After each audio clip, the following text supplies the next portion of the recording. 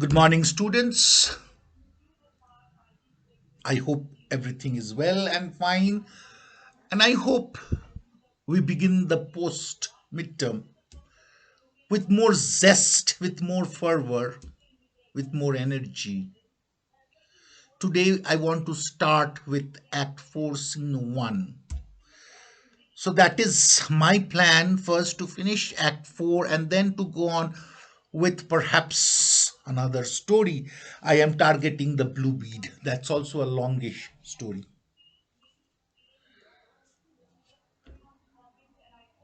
What is the please note where is the scene taking place, who are the characters present, all important. What is the importance? Obviously it is the trial scene, the climax. Number 2 brings out the wisdom of Portia. And number 3, what makes this scene stand out is that beautiful piece of speech on the quality of mercy. So let's begin. What is Antonio here ready? So please, your grace. And Duke says, I'm sorry. For thee, why thou art come to answer a stony adversary, stony, heartless, an inhuman wretch, wicked person, incapable of pity, void and empty of even a single grain of mercy. And Antonio says, I've heard your grace hath taken great pains to qualify, soften his rigorous course of cruelty.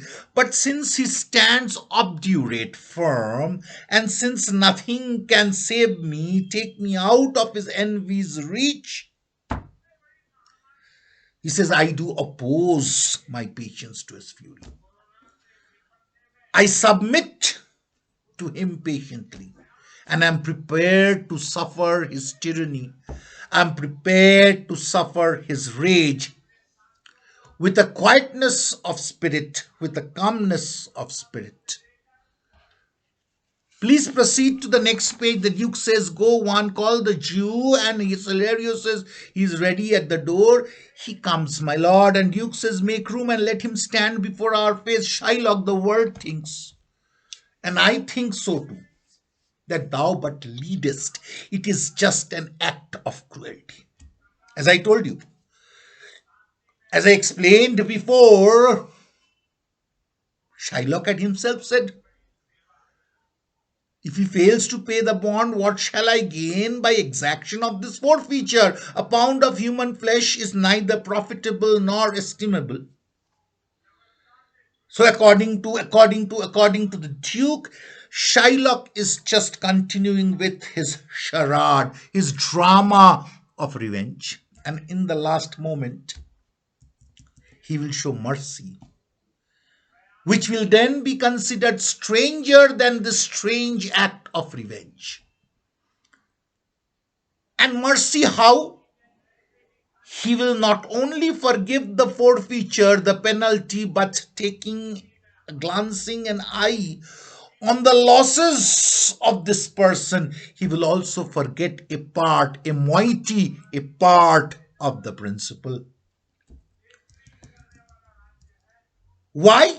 Taking a glance on the losses that have been heaped upon him, huddled upon his back, so much so that this royal merchant Antonio cannot even stand straight. He actually bows down in pressure, and his state is such that it would pluck commiseration, pity out of the stony hearted people like Turks and Tartars who have never been trained to show mercy to anyone. We all expect a gentle, a kind answer too. And Shylock says, I have possessed your grace of what I purpose, and by our holy Sabbath, the rest day, and the Jewish rest day is Saturday, I have sworn to have the due and forfeit of my bond. And if you deny it, let the danger light upon your city's freedom, your city's charter, constitution, which talks about equal rights. You will ask me why I'd rather choose to have a weight of carrion flesh than 3,000 ducats. He says, I will not answer that. I will say it's my humor. Mood. Many of us, why many? Almost all of us are governed by mood at some point or the other. There are some people who cannot withstand I'm sorry, what if my house be troubled with a rat and I gave 10,000 ducats to have it banned, killed? What are you answered yet? Some men there are not love a gaping pig. Some go mad when they behold a cat. Others can't stand a bagpipe singing in the nose. For affection, mistress of passion. Affection, mistress of passion. Affection, our feelings, is the mistress of our passion, is the mother of all our emotions, all our likes and dislikes. And this all our likes and dislikes actually decides what we like or what we hate, loathe.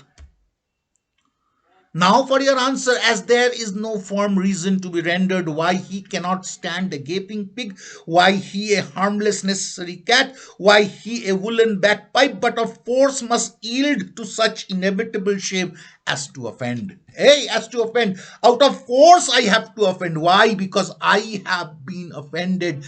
I have been offended. Shylock has been offended. Remember how Shylock was offended by Antonio. And so he says, I am just forced to react, to offend now. Why? Myself having been offended.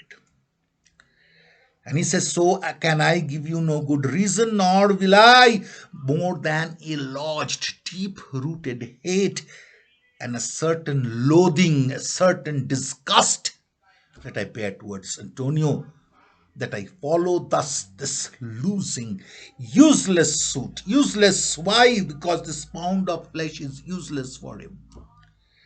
And Bassanio says, this is no answer to excuse the current of thy cruelty, to excuse, to justify. And Shylock says, I am not bound to please thee with my answer. And Bassanio says, do all men kill the things they do not love? Do all men kill the things they do not love? Just because you don't love someone or love something, would you want to kill it? And what an answer. If you really hate something, would you not want to kill it? What an answer. Hates any man the thing, he would not kill. And Shylock says every offense is not a hate. Every mistake is not a cause for hatred. And Shylock says, I'm sorry, what wouldst thou have a serpent sting you twice? I told you. Who's the serpent? What is the figure of speech? Obviously a metaphor. How had this serpent remembered stung Shylock? Recollect all that Antonio had done to humiliate Shylock. So for Shylock, it is now payback time. And Shylock is not willing to budge from his bond. Thank you so much. I hope today's lesson is clear. Thank you.